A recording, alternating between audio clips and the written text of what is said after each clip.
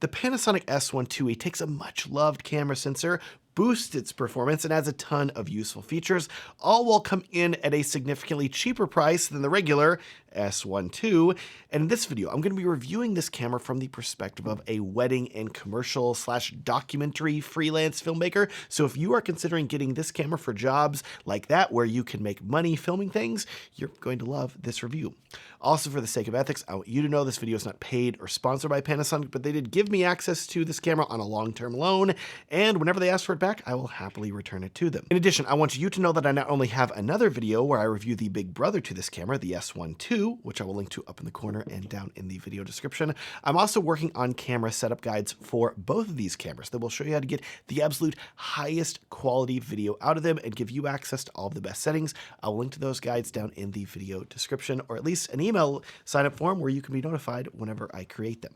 Getting right into it then, the first thing you need to know about the S1 IIe is that it's very much a fusion of Panasonic's older technology with the new, because while this camera actually has the same much-loved sensor as the Panasonic S5 their engineers have worked hard to push this sensor to its absolute limits, unlocking new features and capabilities while also giving this camera the same updated body as the new S1R2 and S1 II that includes a wide range of other performance improvements as well. So if you are someone that has been considering buying the S5 II or S5 IIX, just know that this S1 IIe is really the ultimate expression of what Panasonic is able to give you with that sensor, plus you're getting all the other bells and whistles they've created with their new cameras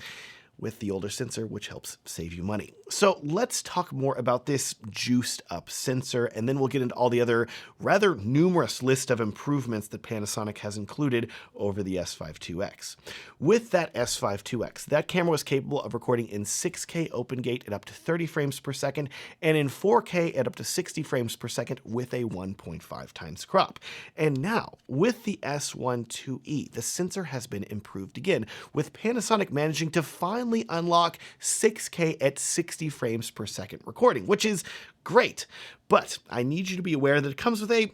decently big caveat. The caveat is that if you choose to record in 6K at 60 FPS, the camera is going to crop the top and bottom of your image to the CinemaScope 2.4:1 aspect ratio. So if you are someone who commonly films with those nice cinematic black bars at the top and bottom of your videos,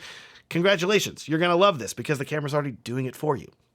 Alternatively, though, if you're someone like me who commonly films and delivers videos in the more, let's say, traditional 16:9 aspect ratio, here's where you're going to have a choice, which is actually a pretty interesting one, I think. You can either choose to drop your camera resolution lower down to Ultra HD to get a 16:9 image at 60 frames per second with that 1.5 times crop, or, and here's where things get interesting, you could simply choose to film your full frame 6K 60 FPS video with the CinemaScope bars and then zoom in on the video in post until you remove the bars, which does give you a less crop of about 1.2 to 1.3x by my measuring, which isn't nearly as bad as 1.5. Otherwise, from a cropping perspective, the S1 IIe shares all the same video resolutions and frame rates as the S5 IIX, while also adding several other CinemaScope formats in 4K. And here's a big improvement: just like the S1 II and GH7, this camera also supports recording in ProRes RAW at up to 5.8K at 30 frames per second,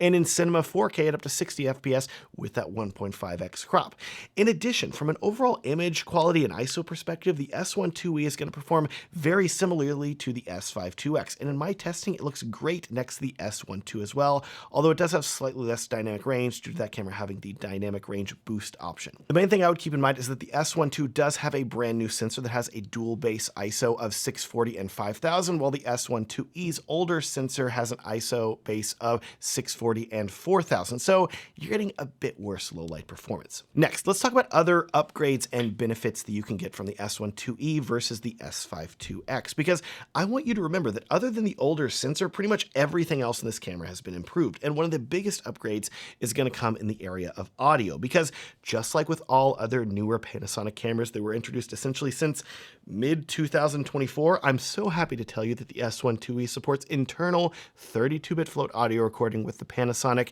DMW XLR2 hot shoe adapter. At the time of recording this video, Panasonic is still the only camera manufacturer offering an internal 32-bit float audio, and whenever you consider how much time this is going to save you needing to synchronize your audio in post because you already have high-quality audio recorded with your video footage, the XLR adapter is completely worth it in my opinion, and one thing that I would definitely recommend picking up over an external audio recorder.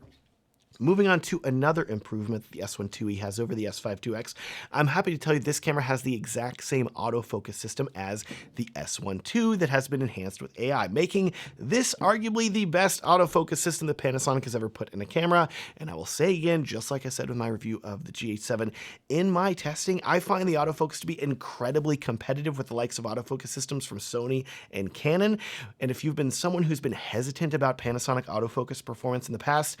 I would not be with this camera. You can trust it to keep recording properly without losing focus. It's great. It took a long time to get here, but I'm so thankful that we are finally here.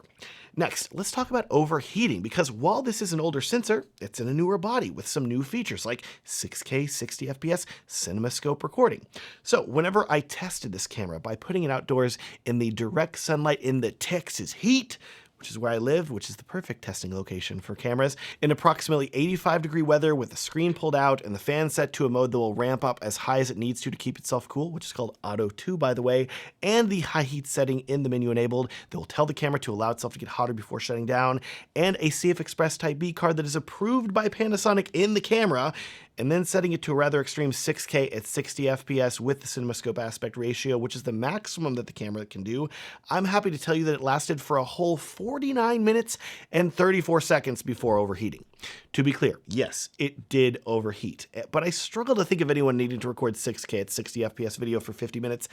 That's a bit extreme. You can let me know in the comments if you're one of those people. Of course, I also want to test the camera in a more realistic way as well. So to mimic filming an outdoor wedding ceremony or something like that where you'd be recording outdoors for an extended period of time, I set the camera to record in 6K at 24 frames per second, and it lasted for 54 minutes and 13 seconds before the sun started to go down, things started to cool off, and I had to go parent my children. I would have kept the test going for longer or tried on another day, but unfortunately it was raining the subsequent days, and then I had to go out of town, and from what I could see, the camera was warm, but there was no overheating warning, the fan wasn't running too hard, and I think it could have kept going until the battery had died. So just like the S5 that did not have an overheating issue, I would say that the S1iiE does not either, unless you're someone who needs to record in 6K at 60 frames per second for almost an hour, which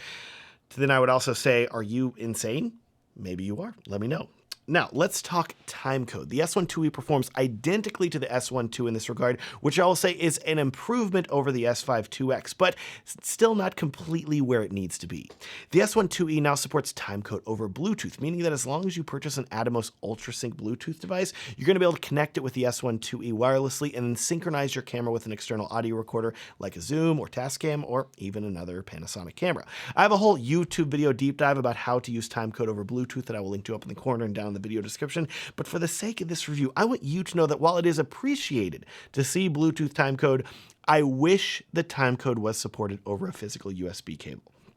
Unfortunately, that's not possible with S1iiE, just like it wasn't possible on the S5 either. So if you want to use a non-Atomos Bluetooth device, like something from Deity or Tentacle Sync, you'll have to still sync your timecode over audio using the microphone jack, which is definitely a pain. So timecode is a bit of a mixed bag. I'm thankful the Bluetooth timecode is supported, but I would have loved a hard connection over USB that is not audio as well. Or hey, I'll take a flash sync port sync too. Either way, give me hardware Bluetooth, Panasonic, please.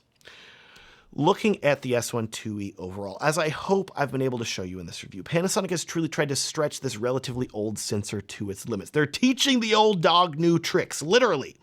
while also giving it a ton of new useful features and capabilities from the S1 But should you choose the S1iiE over the S1 Well, I think your decision is mostly going to come down to the sensor technology and whether you are comfortable paying a decent chunk of money to not have a crop in slow motion. Panasonic tells me that the S1iiE is going to cost $2,500, where the S1 is going to be $3,200, and if you choose to save $700, you're still getting a camera capable of recording 6K in open-gate, 32-bit float audio, ProRes RAW internal recording with the same autofocus system, Bluetooth timecode, etc., which is a really great deal.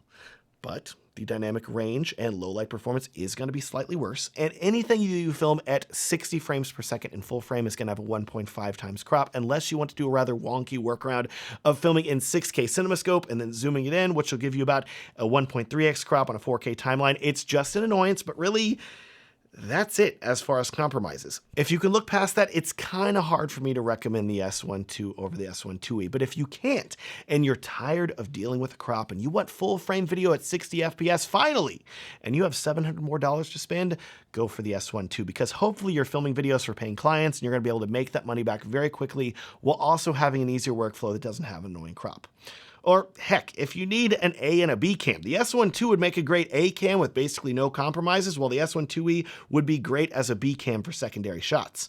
Not a bad idea, right? Let me know in the comments down below what you think of these two cameras and what you would choose. In addition, while you're down there, I will link to my filmmaker gear guide. This guide is going to show you all the equipment that I recommend you buy for filmmaking, and you can download it completely for free at the link in the video description. Please like and subscribe if you'd like to see more camera reviews in the future, and have a great day.